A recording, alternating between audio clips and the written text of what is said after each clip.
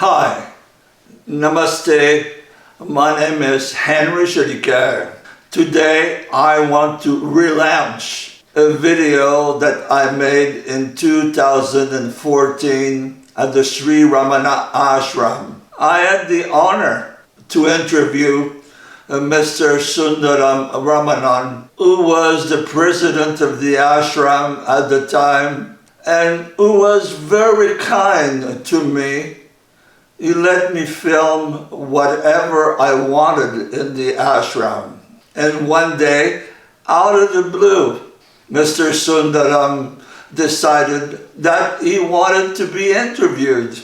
And now this is the only interview of Mr. Sundaram on YouTube. In 2014, I did not understand how a family member of Bhagavan Sri Ramana Maharshi could become the president of the ashram.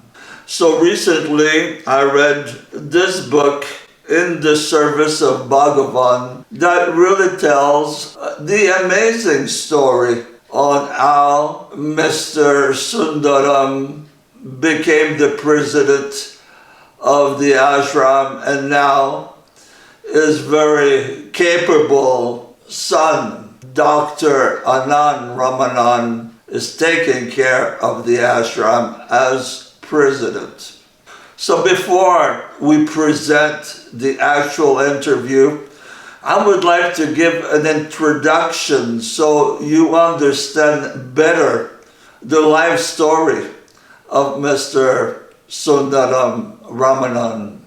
The story in a nutshell is like this. It begins with Sundaram Iyer and Alamagal, the father and mother of Sri Ramana Maharshi. They had 4 children. Nagaswami, who died in his early 20s. Then they had Venkataraman, who became a celibate sadhu and a Maharishi. And they had Nagasundaram, who eventually joined Bhagavan. He was a sannyasi, a renunciate, who took the name Swami Niranjananda. He was called in the ashram China Swami, which means little Swami. They had one sister, Alamalu, who would play a very important part in keeping the family lineage.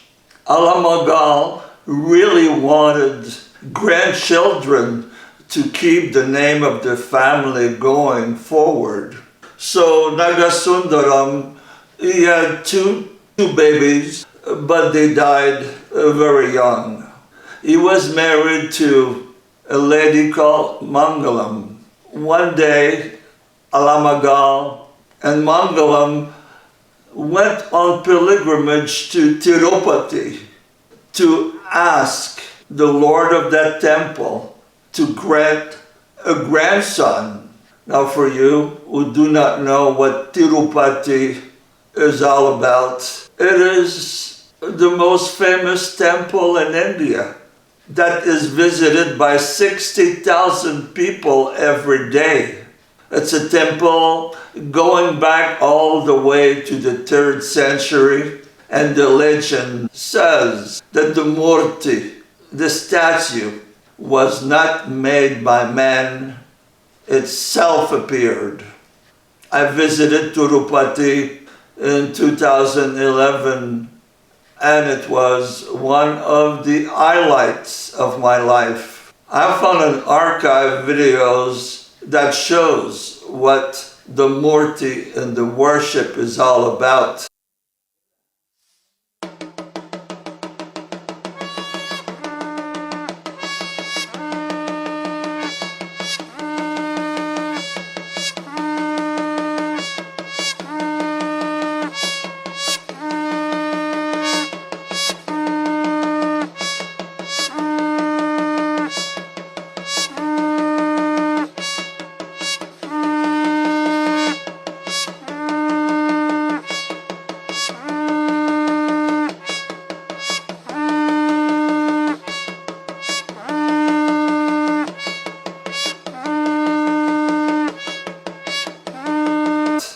The year was 2013.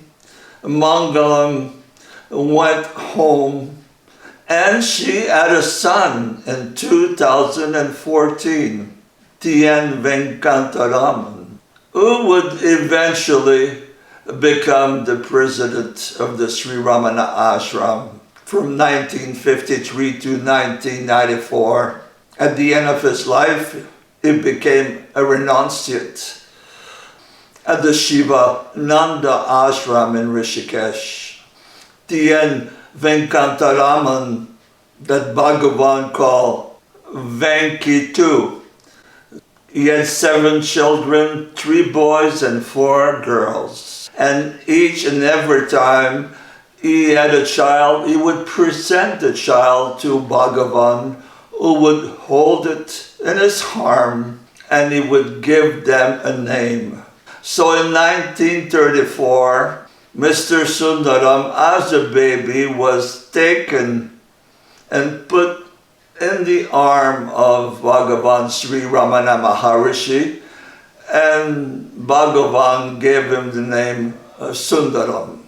He grew up around the ashram, and this is a picture of Mr. Sundaram, around 6-year-old, with Bhagavan.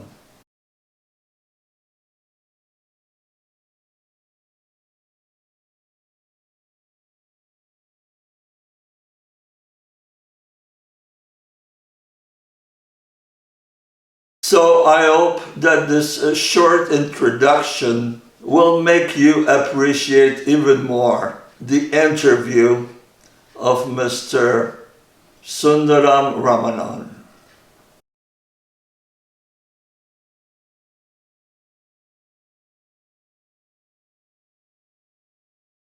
Namaste, my name is Henry, and this morning I have the honor of being with Mr. Sundaram, the president of the Ramana Ashram.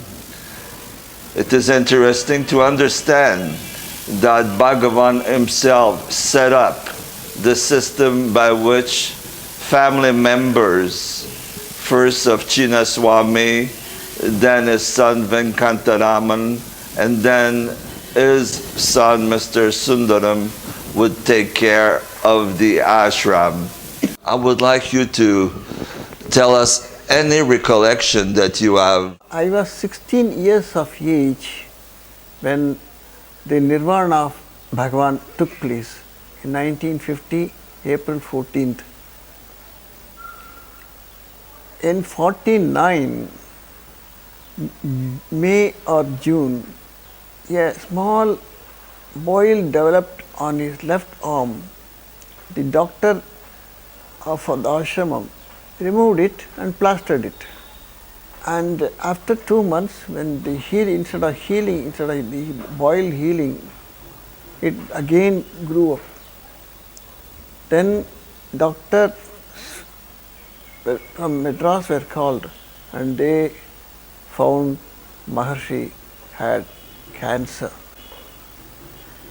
In this very hall where this interview is taking place, Maharshi was surgery was done on him for 4 times, but instead of healing every time, they grew up and they finally declared there is no cure for him, for the body. On 14th night, 8:47 p.m., he gave up his body in the small room, and people all over Tamil Nadu, in Madras, right through Sri Lanka, have seen at that very instant a meteor-like thing going up the sky, and it was just a phenomena. I can't explain why it happened. This was seen by many people. They reported to us afterwards that they had seen it. Immediately, many knew in Madras city that it was Maharshi who must have. He was very serious. They all drove to Madras, Tiruvannamalai, and found what they had feared had happened actually. what do you remember yourself about Bhagavan? You personally meeting him. I was a little boy. I just used to run about the ashram. We were living in the town. Saturdays and Sundays schools were closed. So I used to come here in the morning, go back in the evening. Uh-huh. So all that I remember him was him walking up to then sitting in the old hall practically all 24 hours of the day. But he would, till 1941, I don't remember those days, I was told, he would do everything in the ashram, every job in the ashram. He would go to the kitchen of the ashram at 3:30 in the morning and do vegetable cutting, how to prepare the food for the day with the small things available. He would supervise this cooking, he would participate in the cooking, then come back to the old hall this way, which we have. We call it old hall now. It's the hall. So you used to sit in the hall and... I don't know, not sit. I was a little boy. So we will run up to Bhagavan, do one prostration, run back as fast. But evenings, there is a chanting of Vedic chanting takes place from evening about 5 o'clock, about 5:30. At about 5:30, this Vedic chanting will be over.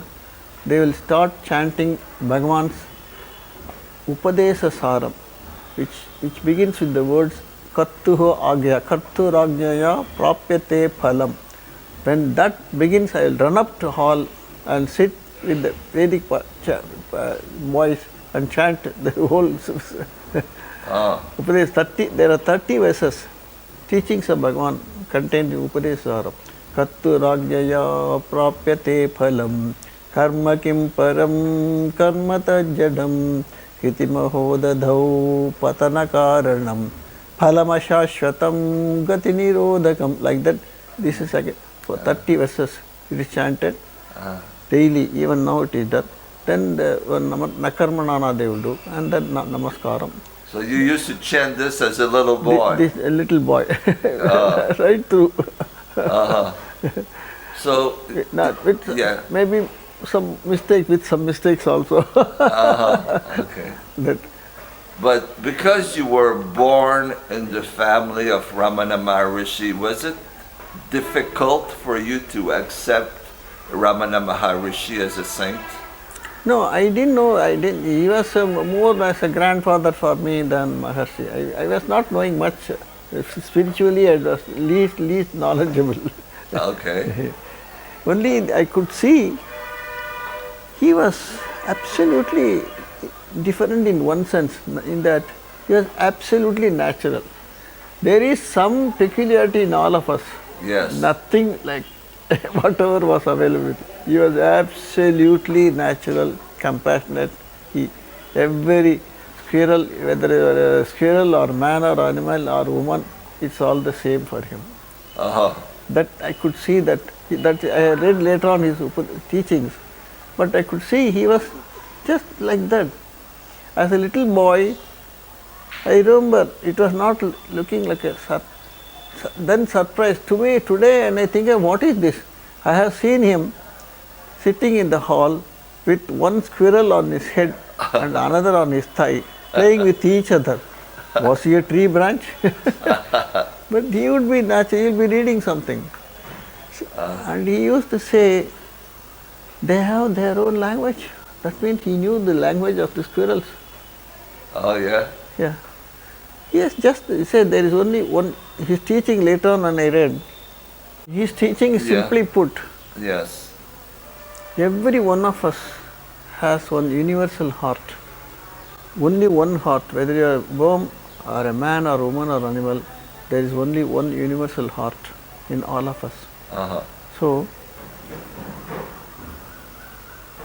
everything is same. So you have to know that. Who is that? One, it is in the heart center. To know that, you should know who you are. That is the inquiry. You think you are a man, I think that lady is a lady like that. But actually, who are you? To know that, you should go inside. You would find in the heart, you are that. You are the universal heart. Everything is the same. You call me Maharshi, but when that thought goes, both of us are Maharshis. He used to say. Yeah. That is his teaching. So everything in the hall, you be absolutely natural. I am told he used to keep the hall open during night. Cheetahs wild animal, used to be there here. It would be open. They would come to him, he would talk to them and they would go back. One Kunjaswami, a devotee of Bhagavan, told me he used to sleep in the hall. He heard one night Bhagavan talking. He got up to see a huge cobra with a raised hood was in front of him. He was telling the cobra, hey, go away. The people who are sleeping will be afraid of seeing you. Go away. He saw the cobra slithering out. Whether you are a cobra or a man or a woman or the same, all the same for him. So he was, because he was also seeing the same heart in the cobra also. But I have seen every animal would come to him naturally. Yeah, as if he was also animal, I don't know, sometimes. Did he ever touch you, put you on his lap or anything like that? If I go, he was for everybody, this was same for him. Oh, okay. There is nothing special about me or anybody else. Whether you are a squirrel or a man, all the same for him. Now, because you were born in the family of Ramana Maharshi, was it hard for you at one point in your life to accept Ramana Maharshi as a saint, or was it natural? You never had any problem, no doubts? No doubt about it. No doubt. No. But I could see, as a little boy, I used to wonder, what is this to know? I could see he was different from us in the sense he was totally natural. This realization came to me. Because he was, even a monkey would go to him naturally. He would speak with a monkey, only in Tamil. They would come to him, sit with him. I remember, I read, once a monkey was entering the hall. People sitting there, chu, go away. Why are you asking her to go away? You are all bringing your children to show to me. She is also bringing her baby to show to me. Come dear. It was carrying a small baby. Small monkey baby. She came to show Bhagavan. He gave a banana, ran back, screeching with delight. So your father was very dedicated to taking care of the ashram for many years. Yeah, my father. 70 years he was in charge. 70 years. When he came here, 1938. That was 1938. Our family. He was 23 years of age. Oh, he did not come before he was 23. He didn't meet Bhagavan before he was 23. No. Bhagavan's sister used to bring him even as a little boy. When he was living in Kandashram, and he has come. Oh, okay. He has slept even with Bhagavan in Kandashram. Ladies were not allowed to stay there. Right. They would go down to town. My aunt, that is Bhagavan's sister, she would be coming steps, climbing up the hill. Bhagavan would sit there. Hey, your aunt is coming, see. He would even brush his teeth, give him bath, all that he has slept with Bhagavan. That blessing, yes. For Bhagavan, everything. Even some little girl told me, she has sat in Bhagavan's chair. He used to even pigtail her, Bhagavan. Yes. When Manavasa Ramaswamy was there, he was a great devotee of Bhagavan. His daughter told me. When she was little one, she would sit on Bhagavan's lap. Bhagavan would even make her comb her hair, make her pigtail, all that. So what is the most difficult task that you have to do as an ashram president? In the sense, sometimes when I feel bad, when rooms are not able, we are not able to give to everybody who requests. Because any day the demand is for twice the number of rooms. How many rooms can we build? So when they come, I have to request them kindly write to us about a month in advance. So, where will they go? They have to stay some hotel and all that. I see that kind of problem only. Otherwise, there is no problem in running an ashram. So the popularity. Because everyone here, thanks to Bhagavan, feels that he is directly reporting to Bhagavan. So nobody needs supervision here. Oh, I see. So Bhagavan had two ways to learn about the self. One was self-inquiry, Yeah. and another one was surrender. Surrender. Surrender. So if you are not able, So if you are, it looks like you are on the path of surrender. surrender. It means serve and serve. Surrender looks easy, Yeah. but is it easy? Have we really surrendered?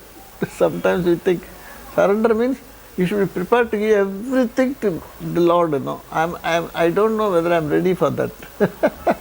Well, it should be the most easy for you because you have you have blood of Bhagavan going in your vein. You're part of the family. It's a very special dharma. Absolutely, no? I feel Bhagavan, because Bhagavan himself told us he was used to treat everybody as the same. What is the relative? I am as much related to Bhagavan as the squirrel was. Oh, okay. That is why. Okay, all right. Yeah. That was Bhagavan. For him, everything was the same. It was the same, but at the same time, he organized the ashram so that you would be in charge now. That is because of the trouble the ashram faced. The ashram should run properly, you know. So he thought that the judge, he didn't do that. Retired High Court judge, he thought that some arrangement should be there. Bhagavan simply put his no signature, he had no name. He used put a dash, one dash on the document, that's all. Oh, he would approve. They brought to him, read out to him, he said, okay, that's all.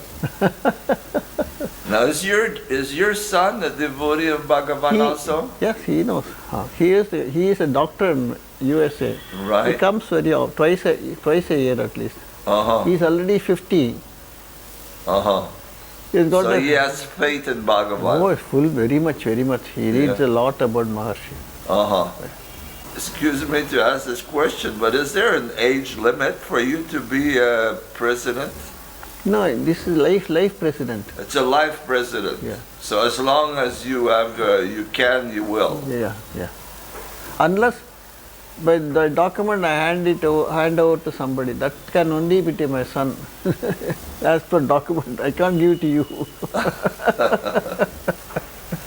Well, you're lucky your son is interested. He is already 50 years of age. He is very devoted to Bhagavan. Achha. So what are your wish for the ashrama for the future? What do you see? What would you like to happen? Bhagavan always wanted to be things as they are, to maintain no propaganda. Silence was his teaching, you know, not going out and giving talks about Bhagavan. No. You should also go in. That is, you should silence. Bhagavan, somebody asked, I will arrange a special train for you, Bhagavan, to go all over India. What is it? My teaching is silence, you know.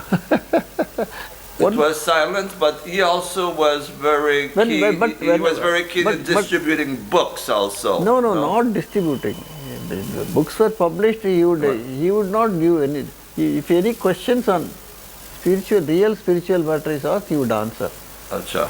And somebody took down notes and made it into question-answer books. Talks with Ramana Maharshi, day by day with Bhagavan, letters from Ramana Ashram. These are all questions put by devotees to Bhagavan and Bhagavan's answers. They were recorded by these people, and we thought that we should, for future generation, we should have such documents. Yeah, but there was the pamphlet, Who Am I? Huamai was his principal teaching. Principal You should teaching. know you. That also he used to say, somebody... He used to distribute that pamphlet. No, not distribute. Bookstall people, if anybody asks, they will buy from him. He would not give anything. He had nothing to give. He is teaching us silence. Bhagavan was never disturbed. It was all silence. It's all. Never touched money of his life. Huh? He never touched money. No, he never touched. What why do you don't touch me? What can I do? I can't eat money. He used to jokingly say. The only money he had about 2 rupees left on his way. First time when he came to Tirunale and threw it into the tank and walked out to the mercy of Arunachala at the age of 15. Yes. That's all. Yeah. I was in the room in Madurai last year where he had the sudden death experience. Yeah, I was in the room. You were just a boy of 15. But right from what I read from his biography, right from the birth, he had, without mentioning the name, Arunachala was within him, going around without even mentioning the word Arunachala. It was going on. Somebody, going on inside of his heart. Some Madurai, some devotee who had gone to Tirupati, on the way back, he got down at this place, Tiruvannamalai, and came back. And Arunachalam, this is called Arunachalam. He was telling some relatives of Bhagavan. On the way back, I got down, I stopped at Arunachalam. This boy, what? Arunachalam? Is it a place on earth? He has said that. He didn't think there was such a thing on the planet Earth. Yeah. Was it a place on earth? That means it was going on inside. So when death experience came, he came directly to Tirunelveli. This is Arunachalam, that's all. And he never left. 50 years. 53 years. 53 years.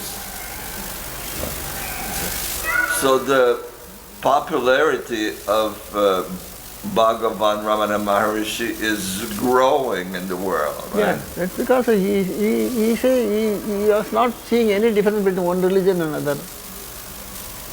Everything is the same. You know yourself, whether you are a Hindu, be a Hindu. If you are a Muslim, be a Hindu, be a Muslim. Yeah. He didn't want a change of religions or anything like that. Nothing. Important was to find oneself in one's heart. Whichever religion you belong. You should know who you are. If you are a Muslim, what Muslim, what Islam means, what Hinduism means. So you are... But Hinduism, some old Shastras, it is put this question of who am I is very much there. But nobody was stressing that. I have a feeling, inner connection, God must have made this Bhagavan to come to the earth to underline this point, who am I to all of us? That is what I think. So since he came, now the question is clear. Yeah. Ask yourself, who am I? Who am I? Who am I? Go to the source of the mind. Yes. And you will find there is no mind. You will find there is no mind at all. You as a body, you don't exist. Right. Did you ever, because you're so close to the family, your path is basically to serve. You were like born like this, a very special birth, because you were born to serve Bhagavan, and then you were born to serve the ashram. Basically, you were born to serve, and you have to surrender. I can say, if you want to call it surrender, but I have to serve the devotees who come here as much as possible. Yeah. To minimum comforts to be paid, and leave them to Bhagavan. So you have never practiced self-inquiry per se, no? I occasionally now, after my retirement, reading books and books on Bhagavan. I used to read a lot of fiction, English books, and all. Now I have given up now. Only now you read more Bhagavan. Here Stanley, Gardner, all those people were I was used to read. But because of your special birth, you are in a position you have to serve. It's your family. It is your, I don't it is think I very have any. intimate. I am very different from anybody because Bhagavan was not seeing anybody as different from anybody. You're right. Sure. Yeah. I am not different from you. It's the same. In a way you are, in a way you're not. Anyway, that's what people come and do namaskaram to me. I tell them, what is that? I am not Bhagavan. Go to Bhagavan is very much there. Yeah. Go to him. No, you are born in this family. You are different. No, I don't find I am different from you at all, I tell them. That's very, very, very wise, very intelligent answer. That is the truth. It's the teaching. It is the teaching. It's the teaching. Yeah. Yes. Because you could become very proud. Oh, I'm Bhagavan. I can make a big show. Worship my feet. Yeah. What? Yeah. But thanks that Bhagavan teaching. Thanks to Bhagavan teaching only, I am not any like that. Thanks, Bhagavan's teaching are keeping you humble. Yes, that is. Because he was the humblest of all of us. Yeah, but were you here when he passed on? I was here, very much here. We were standing, quite a few of us were chanting this Ashram, Arunachala Shiva, Arunachala Shiva. So there was a lot of grief. Yeah, I was told that when his last breath came, before his last breath came, tears were on both this side. They say, if you are happy, the tears will come this way. The two tears drops were seen. So in a mood of happiness, his last breath came. So the last moment he was. He was completely conscious. Completely in samadhi. Yeah. Well, Mr. Sundaram, I want to thank you very much for the interview. I want to thank you very much for opening the ashram for us to make this movie.